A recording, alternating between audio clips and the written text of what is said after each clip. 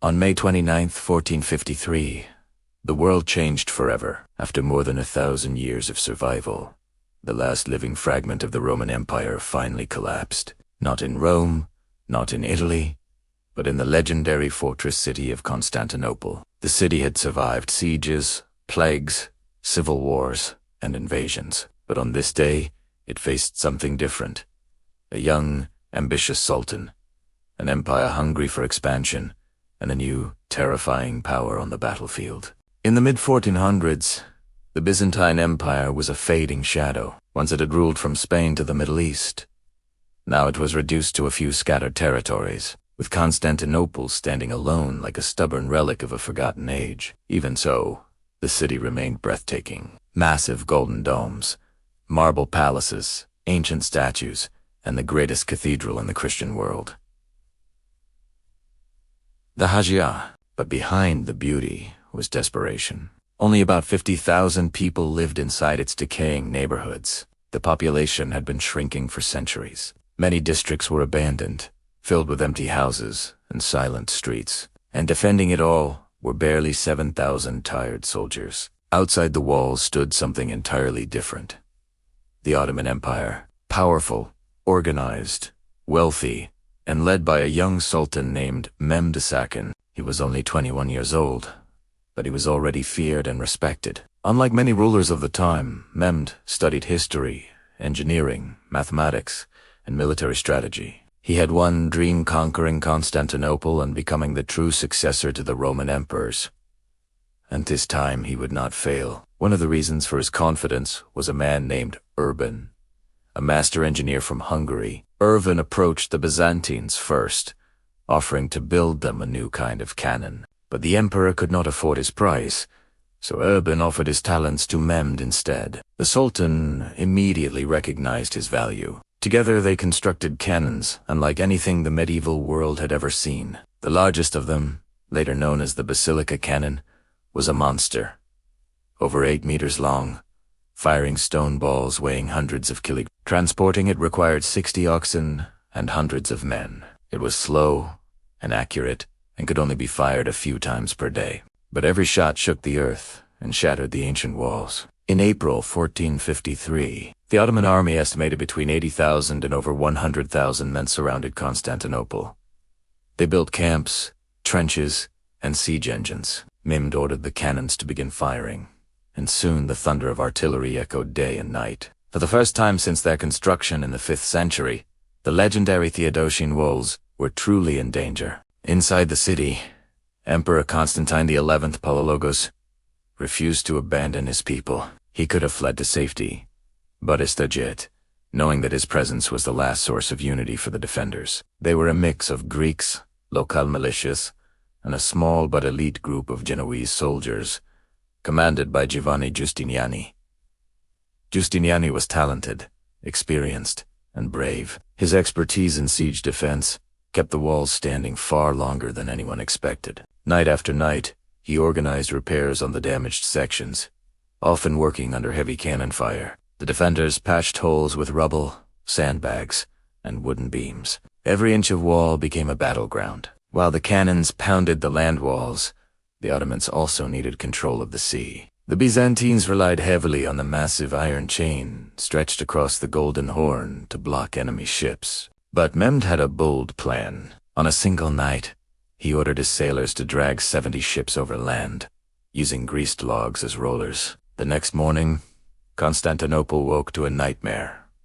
Ottoman ships were suddenly inside the Golden Horn, behind their defenses. The city was now completely encircled. Supplies could no longer enter. Hope began to fade. Weeks passed. The walls weakened.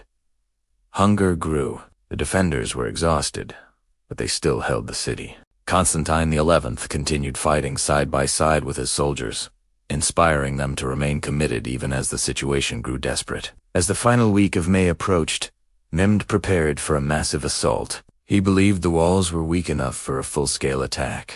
On the night of May 28th, the city fell silent. Churches filled with candlelight. Priests comforted terrified citizens.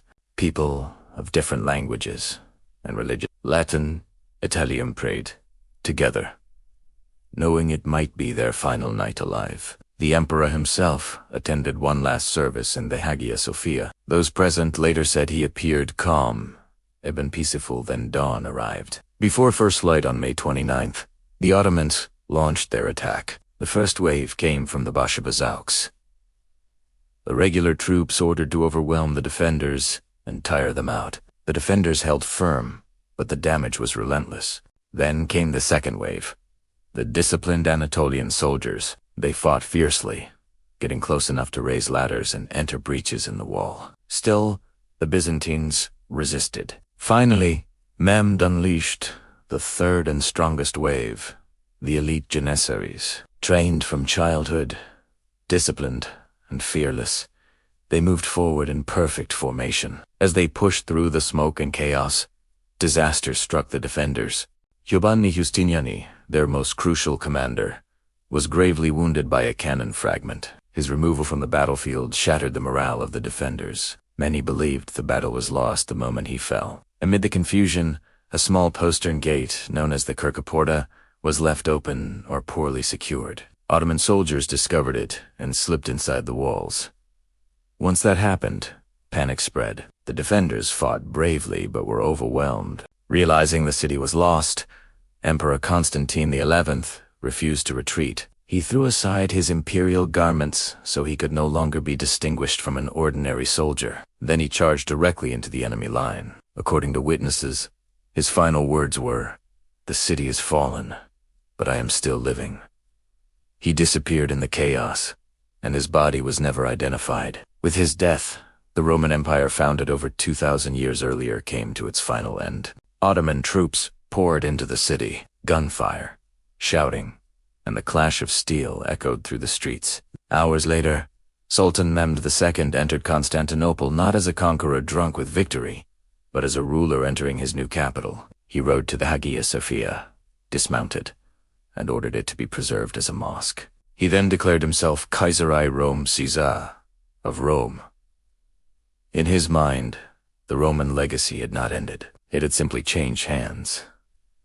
News of the city's fall shocked Europe. Many believed Constantinople was Scholars fled west carrying manuscripts, knowledge, and ancient texts, helping ignite new ideas that fueled the Renaissance. Meanwhile, the Ottoman Empire grew into one of the most powerful forces in history, dominating Southeast Europe, North Africa, and the Middle East for centuries. The fall of Constantinople was more than a military victory. It was the end of the medieval world and the beginning of a new global era. It marked the final collapse of the ancient Roman story, a story that had begun long before Julius Caesar. But it also created new beginnings, new empires, and a new balance of power that reshaped the world. And even today, historians still debate the final question.